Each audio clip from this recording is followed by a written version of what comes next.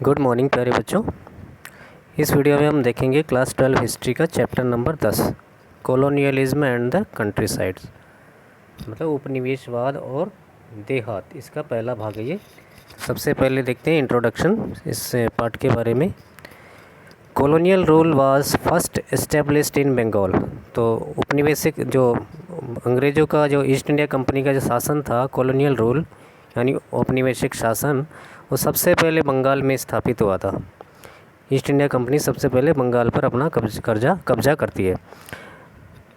The English East India Company first attempted to reorder the rural society and established a new regime of land rights and land revenue system. तो East India Company जो थी, सबसे पहले इसने भारत में आकर बंगाल में वो अपना राज शुरू करती है और वह जो रूरल सोसाइटी है, ग्रामीण समाज जो है, उसको पुनर्व्यवस्थित करने की कोशिश करती है। एंड एस्टैब्लिश न्यू रिजाइम, और जो नया शासन व्यवस्था है उसको स्थापित करने की कोशिश करती है। New regime of land rights, भूमि से संबंधित अधिकारों से, और लैंड रेवेन्यू सिस्टम। इसके अलावा बंगाल में नई भू राजस्व व्यवस्था यानी जो टैक्स कलेक्शन करने की जो व्यवस्था थी वो शुरू करती है। Lord Cornwallis realized that the direct collection of taxes from the peasants was impossible to the company। तो उस समय जो गवर्नर जनरल थे लॉर्ड कॉर्नवालिस, उनको यह महसूस हुआ है कि सीधे तौर पर किसानों से डायरेक्ट टैक्स लेना, मतलब सीधे तौर से किसानों से टैक्स वसूलना या कर वसूल करना बहुत मुश्किल है या लगभग असंभव है कंपनी के लिए।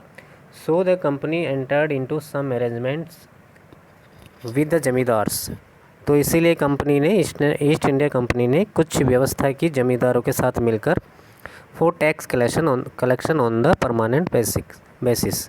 तो उन्होंने जमींदारों के साथ मिलकर कुछ व्यवस्था की ताकि जमींदार उनके लिए परमानेंट यानी नियमित तौर पर जो लगान है उसकी वसूली करके कंपनी को देते रहे। Next, auction in Burdwan due to default in payment of the revenue.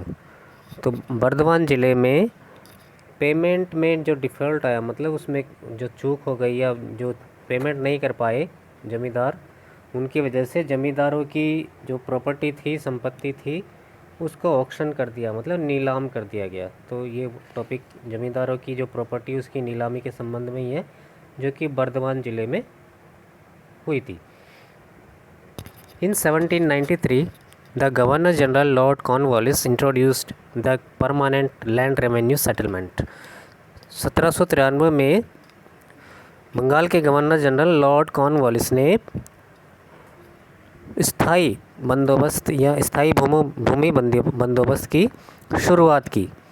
He was the commander of British forces during the Americans war of independence and the governor general of Bengal when the permanent settlement was introduced there in 1793। तो जो governor general थे Lord Cornwallis, वो American war के समय, मतलब अंग्रेज़ों की लड़ाई जब अमेरिका के लोगों के साथ हो रही थी, अमेरिका और इंग्लैंड के बीच जब लड़ाई हो रही थी, तो उस समय वो ब्रिटिश कमांडर के रूप में वहाँ से सर्विस दे चुके थे। ठीक है, तो अमेरिकन वॉर ऑफ इंडिपेंडेंस, तो अमेरिका का जो स्वतंत्रता संग्राम था उसमें वो ब्रिटिश फ़ौज की तरफ से लड़े थे। And the governor general of Bengal, उसके बाद वो भारत के या बंगाल के गवर्नर जनरल बनकर आए और 1793 में उन्होंने ही बंगाल में जो परमानेंट लैंड रेवेन्यू सेटलमेंट था उसकी स्थापना या उसको इंट्रोड्यूस किया था। The English East India company had fixed the revenue that जमींदार हैड टू पे। तो ईस्ट इंडिया कंपनी ने वो लगान की दर तय कर दी या फिक्स कर दी जो कि जमींदारों को चुकाना होगा। जमींदार किसानों से कलेक्ट करेंगे और जो फिक्स अमाउंट है वो ईस्ट इंडिया कंपनी को देंगे। द एस्टेट्स ऑफ जमींदार who failed to pay the fixed revenue amount वर ऑक्शन्ड। अब वो जमींदार लोग जो कि नियमित समय पर या निश्चित जो फिक्स समय था जो तय समय था उस समय तक अगर वो जो निश्चित रकम होती थी लगान की या टैक्स की वो नहीं चुका पाते थे तो उन ज़मींदारों की जो एस्टेट यानी संपदा या संपत्ति होती थी उसको ईस्ट इंडिया कंपनी नीलाम कर देती थी।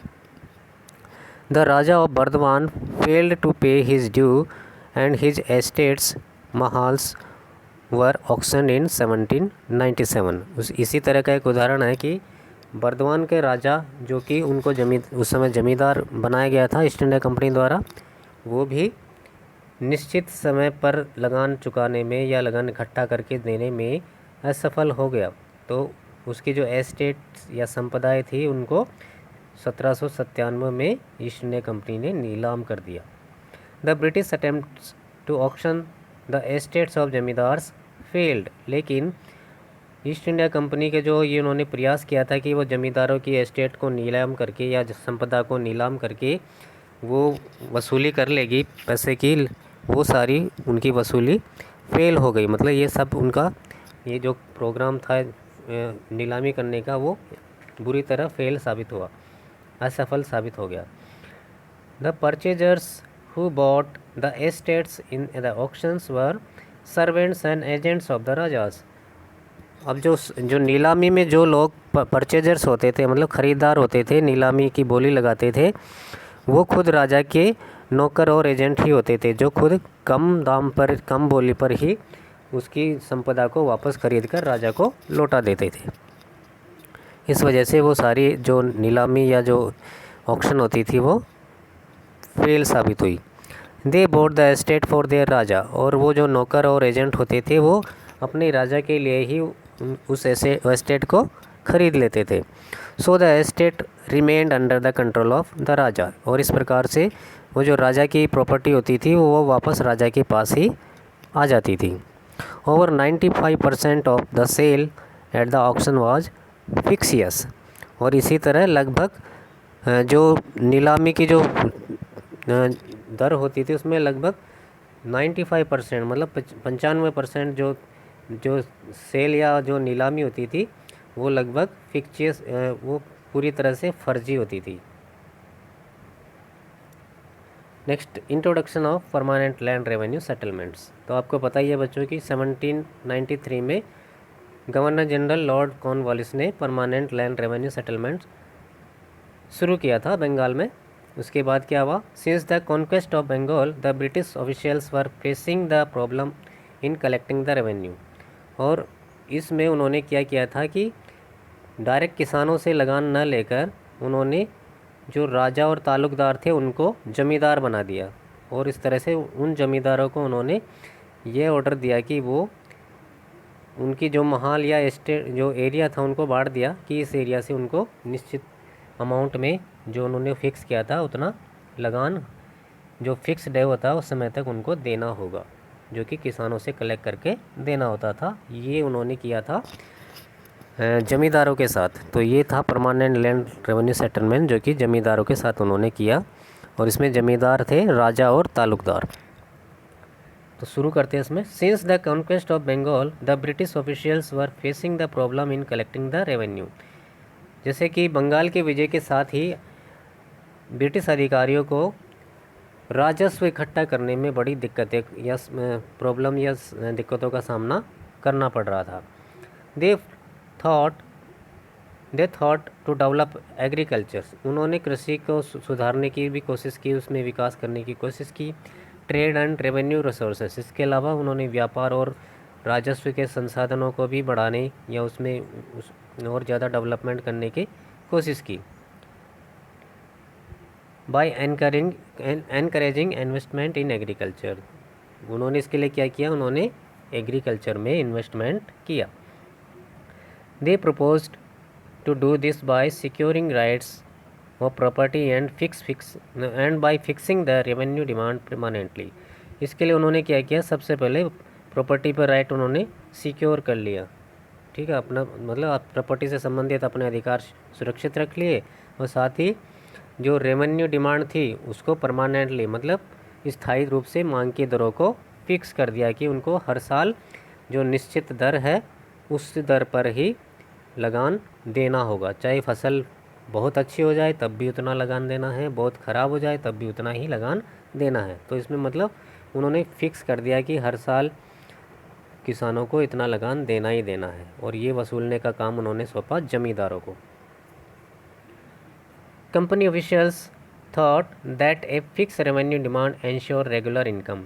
और कंपनी के अधिकारियों ने ये सोचा कि अगर निश्चित रकम हर साल आती रहेगी, इससे उनको नियमित रकम इनकम होती रहेगी। But the problem was in identifying the person who could increase agricultural production and pay the fix amount of revenue to the state.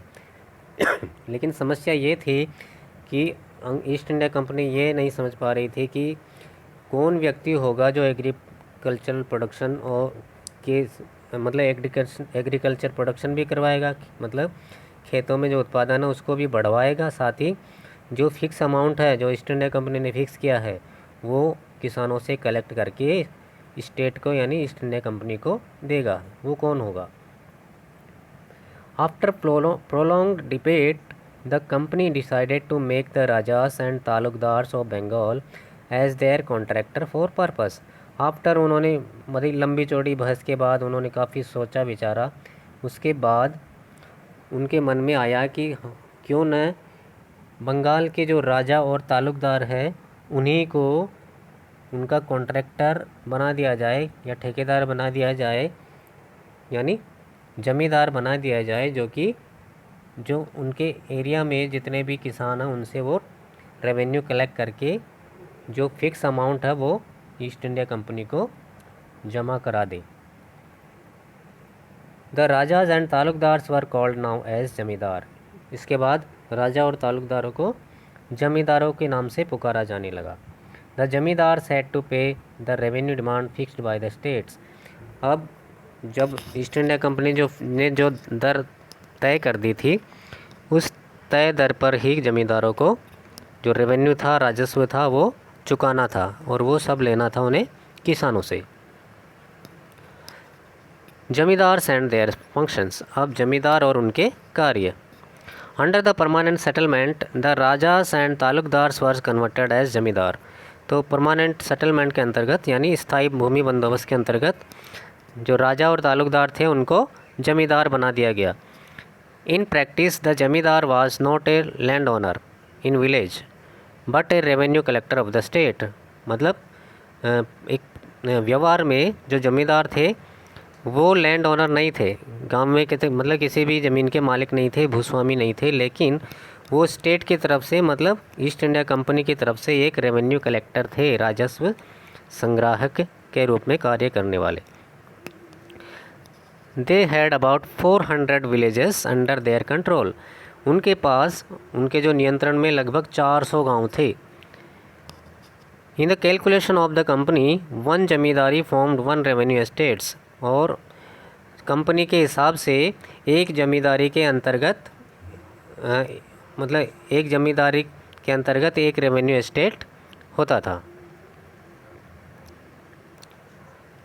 The zamindars collected rent and paid the fixed amount and keep the excess as his income. अब जमींदार क्या करते थे, जो fix amount होता था company द्वारा, जो amount उन्होंने फिक्स किया था वो अमाउंट वो कंपनी को चुका देते थे, बाकी बचा हुआ हिस्सा वो अपनी इनकम के रूप में रख लेते थे। मतलब जमींदार भी किसानों से जो तय राशि थी उससे ज़्यादा ही वसूलते थे ताकि वो अपनी इनकम बढ़ा सके।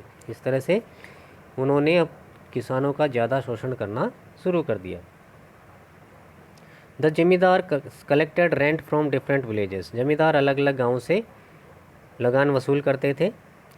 He was expected to pay the company on a regular base. और कंपनी उससे आशा करती थी कि वह नियमित रूप से कंपनी को कर चुकाता रहे या लगान देता रहे। If he fail to pay the amount his estates were to be auctioned. लेकिन अगर कभी जमींदार निश्चित समय पर जो लगान होता था उसको चुकाने में असफल होता तो उसकी जो प्रॉपर्टी थी या जो संपदा होती थी उसको नीलाम कर दिया जाता था। Next, reasons for the failure of zamindars to pay the revenue demand. क्या कारण थे कि जमींदार जो रेवेन्यू डिमांड थी या लगान की जो राशि थी, मांग राशि थी, उसको चुकाने में असफल हो गए। इसके कई कारण हैं, देखिए। The zamindars fail to pay the fix amount to the state because of the following reason. ये निम्नलिखित कारण इस प्रकार से हैं। पहला, the initial demand were very high.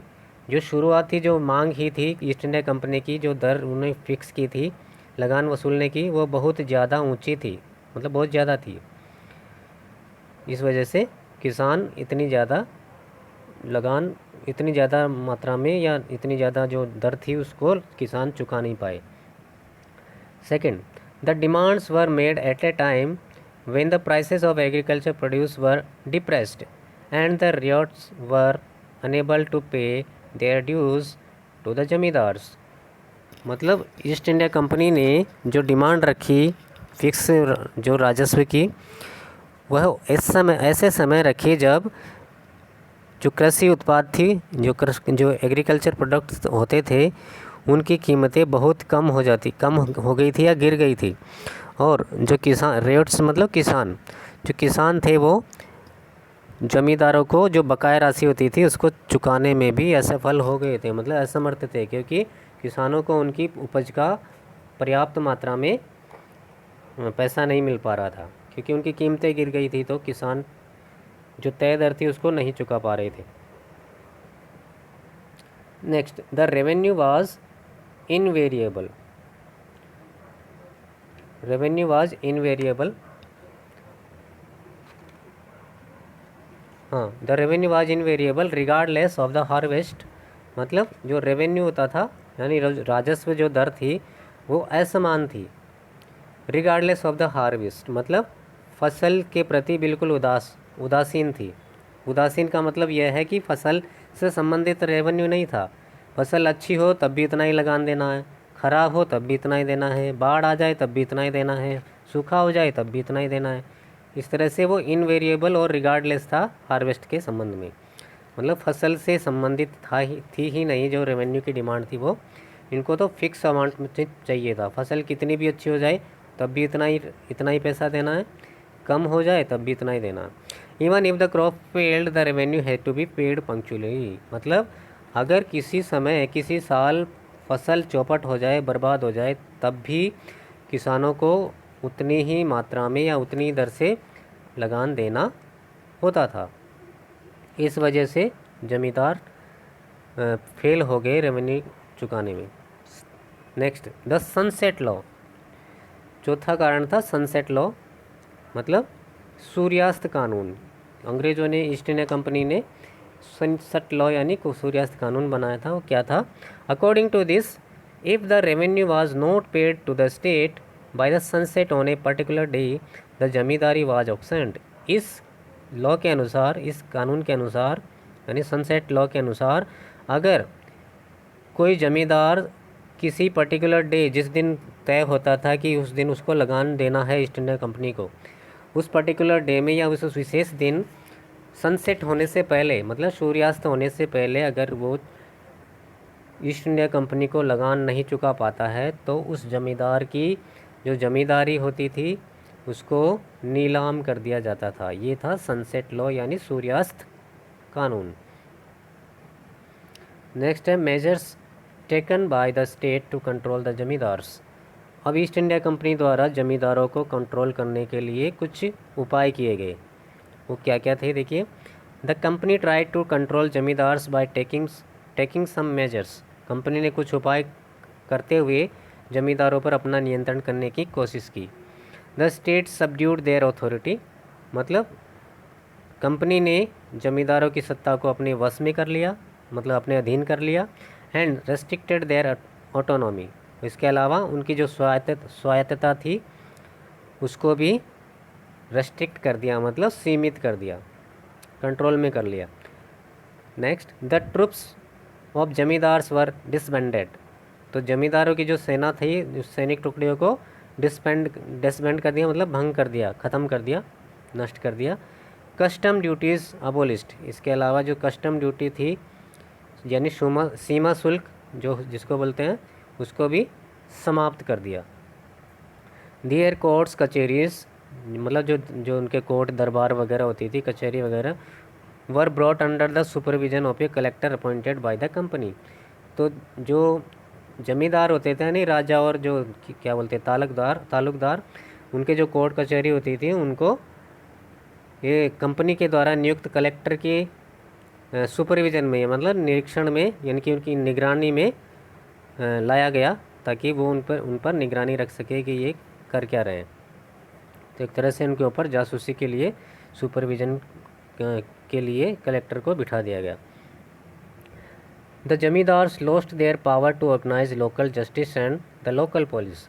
इसके अलावा जो जमींदारों के पास जो शक्ति होती थी कि वो लोकल जस्टिस कर सकते हैं, मतलब स्थानीय लोगों के साथ न्याय कर सकते हैं, न्याय देने की व्यवस्था होती उनके हाथों में होती थी। इसके अलावा स्थानीय पुलिस की व्यवस्था करने की शक्ति भी जमींदारों के पास जो होती थी, वो सब भी उनसे छीन ली गई।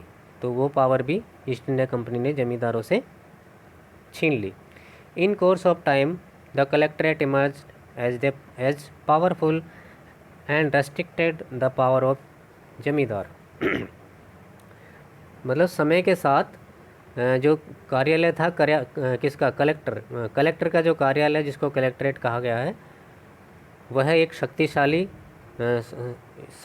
संघ उसके रूप में, ऑफिस के रूप में उभर कर सामने आता है, जिसने कि जमींदारों की शक्ति को सीमित और प्रतिबंधित कर दिया। In one case when raja failed to pay the revenue, a company official was sent to his zamindar to destroy power and influence of the zamindar. ऐसा ही एक मामला सामने आता है जिसमें एक राजा निश्चित समय पर कर चुकाने में असफल होता है।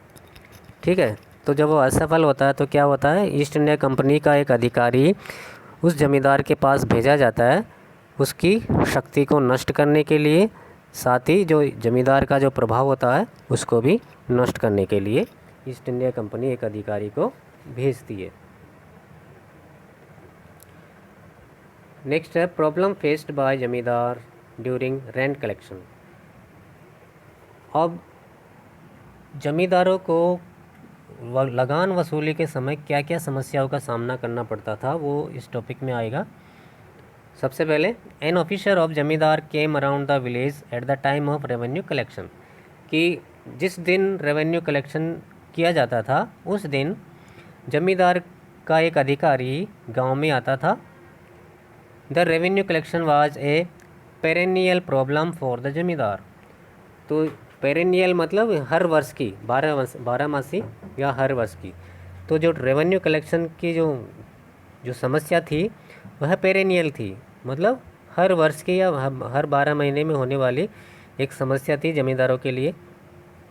Eight the time of bad harvest and low prices it was difficult for the ryots to pay the rent. जब कभी फसल ख़राब हो जाती थी या फिर फसल की कीमत बहुत कम होती थी, उस समय किसानों के लिए बहुत ज़्यादा मुश्किल हो जाता था कि वो जो निश्चित राशि होती थी लगान की, वो चुकाने में उनको बहुत ज़्यादा मुसीबत का सामना करना पड़ता था और चुका भी नहीं पाते थे। At other times the ryots delayed the rent payment deliberately. उसी तरह कभी कभी ऐसा भी होता है कि जो रियोट्स यानी किसान होते थे वो डेलिबरेटली, मतलब जानबूझकर देरी करते थे लगान देने में, या जो रेंट पेमेंट या जो कि जिसको बोलते हैं हम लगान को चुकाने में, वो जानबूझकर देरी करते थे। ठीक है। Rich ryots and village headman were happy to trouble the zamindar.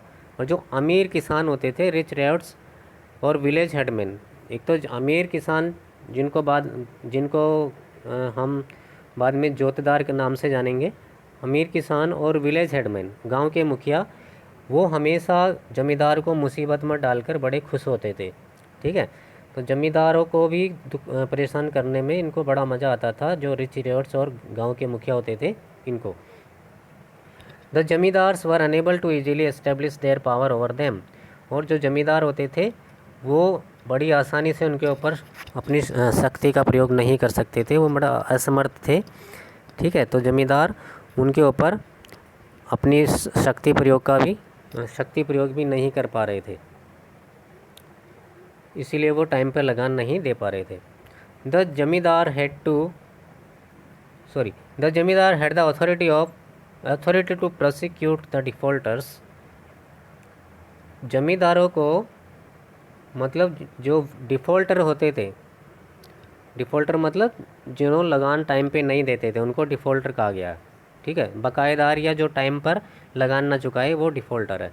तो जमींदारों को ऐसे लोगों पर मुकदमा करने का भी अधिकार था जो टाइम पर लगान नहीं चुकाते थे। But the judicial process was long drawn, लेकिन जो न्यायिक प्रक्रिया होती थी वो बहुत लंबी चलती थी, इसलिए वो जमींदार ऐसे मामले में पड़ने से बचता था। According to sources in Bardhaman alone some 30,000 were pending related to the arrear payment in 1798। मतलब बर्धमान से मिले कुछ स्रोतों के अनुसार अकेले बर्धमान में लगभग 30,000 से ज़्यादा मामले लंबित पड़े थे कोर्ट में, एरियर से संबंधित या बकाया भुगतान से संबंधित, जो कि 1798 की घटना या उस समय का मामला है। और 1798 में ही जो बकाया भुगतान से संबंधित मामले थे वो अकेले बर्धमान में 30,000 से ज़्यादा थे। नेक्स्ट टॉपिक है जोतदार मतलब रिच पीजेंट्स।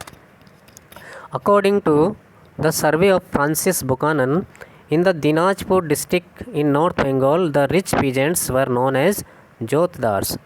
तो फ्रांसिस बुकानन ने एक सर्वे किया, उसके अनुसार जो नॉर्थ बंगाल है या उत्तरी बंगाल है उसका एक ज़िला था दिनाजपुर, उसमें जो अमीर किसान होते थे उनको जोतदार के नाम से बुलाया जाता था। They consolidated their position at the end of 18th century while many zamindars faced crisis. हाँ, 18वीं सदी के दौरान जब बहुत सारे जमींदारों को संकट का सामना करना पड़ रहा था, ऐसे समय में उन्होंने मतलब जोतदारों ने अपनी शक्ति को या अपनी स्थिति को और ज़्यादा मजबूत बना लिया था। मतलब जिस समय जमींदार संकट का सामना कर रहे थे तो उस समय ये रिच पीजेंट्स यानी जोतदार्स बड़े मजबूत हो गए थे। They had occupied a vast area of land and in some cases as much as several 1000 acres. तो उन्होंने मतलब गांव की जो बहुत बड़ी ज़मीन होती थी, एरिया, उस पर अपना कब्जा कर रखा था, और कुछ ऐसे मामले थे जिसमें कई हज़ारों एकड़ भी उन्होंने अपने कब्जे में कर रखा था। They control the local trade activities and money lending and had more power over poor peasants. मतलब उनके पास स्थानीय व्यापार से संबंधित जो भी एक्टिविटी होती थी वो भी उसका कंट्रोल उनके पास होता था। इसके अलावा जो साहूकारों के संबंधित काम होते हैं ना, मनी लैंडिंग, उधार देने का काम, तो वो ब्याज के बदले उधार पैसा भी देते थे। जैसे साहूकार काम करते थे उसी तरह वो काम भी करते थे, ठीक है। इस तरह से जो गरीब किसान होते थे उनके ऊपर उनका ज़्यादा जोर चलता था या उनके ऊपर उनकी ज़्यादा शक्ति का प्रदर्शन वो करते थे। Major part of their land was cultivated by share croppers. अब जो जोतदार थे यानी रिच पीजेंट्स हैं, अमीर किसान, उनकी ज़मीनों के जो अधिकतर हिस्से होते थे या वो ज़्यादातर हिस्सा होता था उनको शेयर क्रॉपर यानी बटाईदारों द्वारा खेती की जाती थी। वो खुद तो खेती नहीं करते थे, अपने खेतों को जो कि हज़ारों एकड़ होते थे उनको बटाईदारों को यानी शेयर क्रॉपर को दे देते थे कि तुम इसमें खेती करो और इसमें से मेरा हिस्सा मुझे दे देना, बाकी अपना अपना रखना। इस तरह से वो बटाईदारों के द्वारा खेती करवाता था, जिनको अधियार एंड बरगादार भी कहा गया है। तो शेयर क्रॉपर मतलब अधियार और बरगादान शेयर क्रॉपर्स ही थे जो कि मतलब दूसरे के खेतों में यानी जोतदारों के खेतों में खेती करते थे, शेयर के बदले में कुछ हिस्सा अपने पास रखने के लिए उनके खेतों में काम करते थे। The sharecroppers brought their own ploughs and gave their labour and half of the produce to the jotedar after the harvest. अब क्या होता था इसमें, जोतदार अपने खेतों में खेती करने के लिए शेयर क्रॉपर्स को यानी बटाईदारों को बुलाता था। तो बटाईदार या शेयर क्रॉपर आकर उनके खेतों में खेती करता था। वो खुद के अपने हल लाते थे, साथ ही खुद ही उसमें खेती करके खुद की मजदूरी करते थे। जब फसल तैयार हो जाती थी तो उसमें से वो आधी फसल जोतदारों को दे देता था, क्योंकि वो खेत जोतदार के होते थे और जो उनकी इतनी मेहनत लगती थी उसके बदले वो आधी फसल खुद रखता था, यानी खुद रखते थे बटाईदार जो होते थे यानी sharecroppers. Now powers of jotedars, जोतदारों की शक्तियाँ। The jotedar had more power than zamindar, जोतदारों की शक्तियाँ जमींदारों से भी ज़्यादा थी। The jotedar were lived in the villages and exercise direct control over poor villagers. अब क्या था, जोतदार जो थे वो गाँव में रहते थे। इसकी वजह से वो जो गांव के जो गरीब लोग होते थे, गरीब किसान होते थे, उनके ऊपर वो सीधा अपना कंट्रोल रखते थे और उसके ऊपर उनके अपना सीधा डायरेक्ट कंट्रोल कर पाते थे, क्योंकि वो खुद भी गांव में रहते थे और किसान भी गांव में रहते थे। जमींदार लिव्ड इन अर्बन एरियाज, और जो किसान जो जमींदार होते थे राजा या तालुकदार, वो अर्बन एरिया में रहते थे।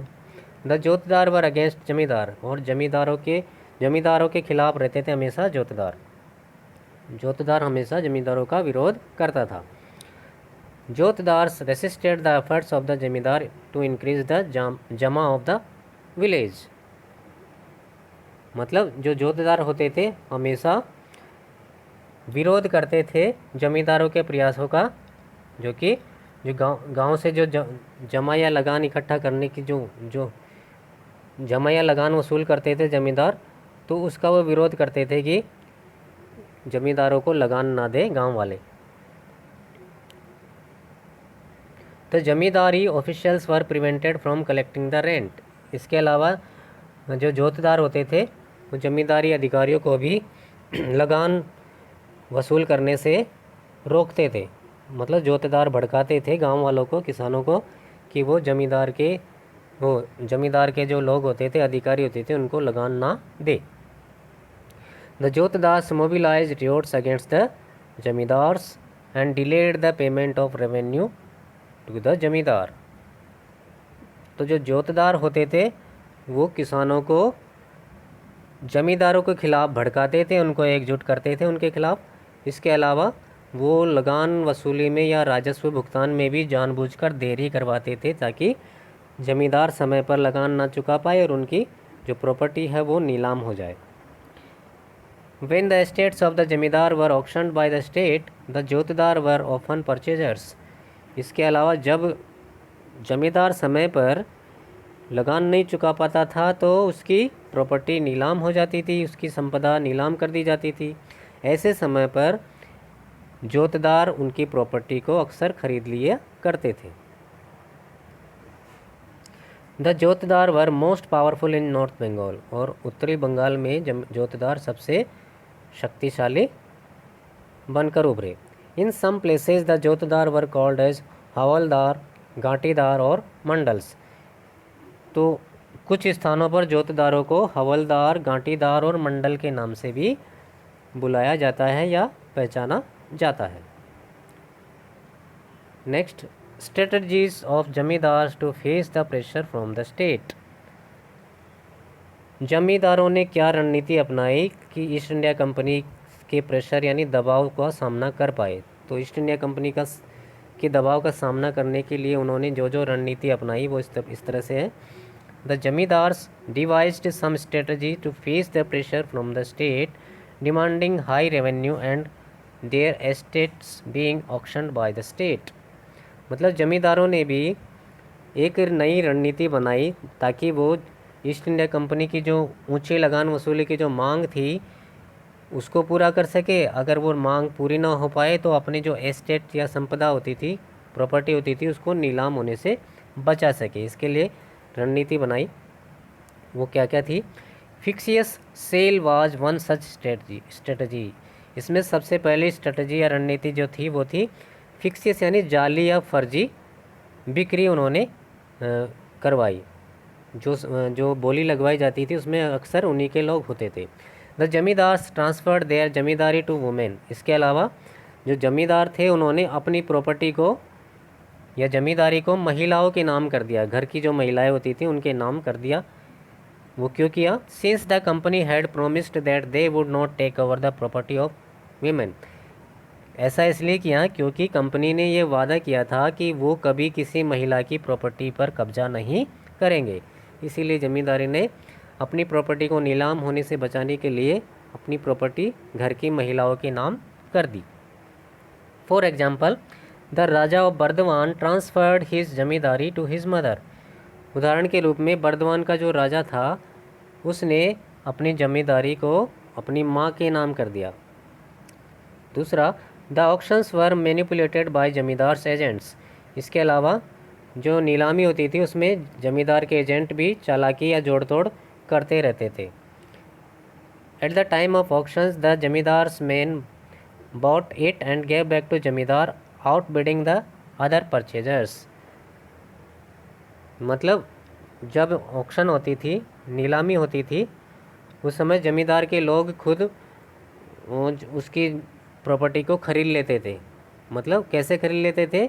जो दूसरे परचेजर होते थे, दूसरे खरीदार होते थे, उनसे ज़्यादा बोली लगाकर, तो वो ज़्यादा बोली लगाकर खरीद लेते थे और वापस वो अपने मालिक को यानी राजा को दे देते थे।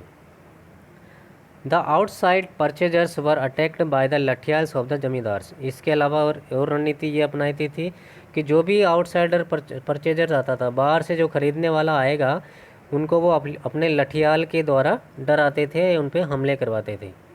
लठियाल मतलब जो लाठी लेकर एक तरह से बॉडीगार्ड की तरह काम करते हैं और उनको डराने धमकाने का काम करते हैं, तो वो जमींदार के लिए काम करते थे lathyal. They felt that they are the part of they felt that they are the part of zamindari control due to a sense of loyalty. और जो लठियाल होते थे वो ऐसा महसूस करते थे कि वो एक जमींदार के एक स्वामी भक्त है। स्वामी भक्त मतलब एक तरह से उनमें जमींदार के प्रति लॉयल्टी है, तो स्वामी भक्ति को दिखाने के लिए भी वो ऐसे जमींदार के लिए ऐसा काम करते थे। They considered the zamindar as authority and themselves as praja यानी सब्जेक्ट्स। तो वो अपने जमींदार को अन्नदाता मानते थे और वो खुद को जमींदार की प्रजा या सब्जेक्ट मानते थे। Thus, the outsiders were not able to take the possession of the estate purchased by them। इसीलिए जो बाहरी खरीदार होते थे वो जमींदारों की एस्टेट पर कब्जा अपना अधिकार या कब्जा करने में असमर्थ होते थे या उनको खरीद नहीं पाते थे। तो बच्चों, इस वीडियो में हम इतना ही करते हैं, बाकी बचा हुआ चैप्टर पार्ट नंबर 2 में करेंगे। धन्यवाद।